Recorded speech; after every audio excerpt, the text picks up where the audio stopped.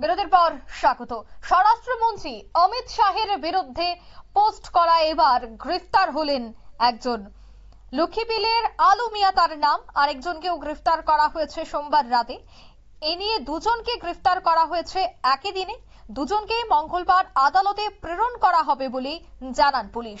স্বরাষ্ট্রমন্ত্রী অমিত শাহের বিরুদ্ধে পোস্ট করায় বিশালগড় থানার পুলিশের হাতেই পশ্চিম লক্ষ্মীবিলের আলু মিয়া নামে একজন গ্রেফতার করা হয়েছে এবং অপর আরো একজন রয়েছে। দুজনকেই মঙ্গলবার অর্থাৎ আজ আদালতে তোলা হবে।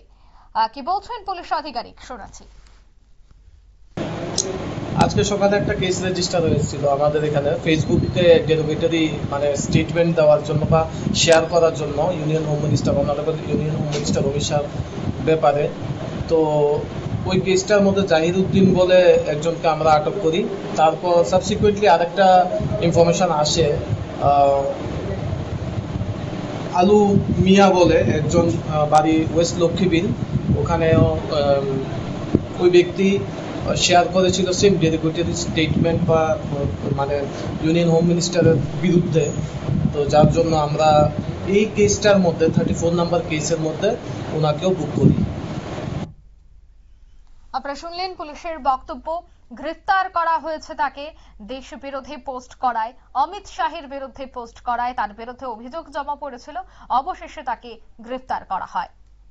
নিয়ে নিচ্ছে ছোট্ট একটি বিজ্ঞাপন বিরতি, সঙ্গে থাকুন।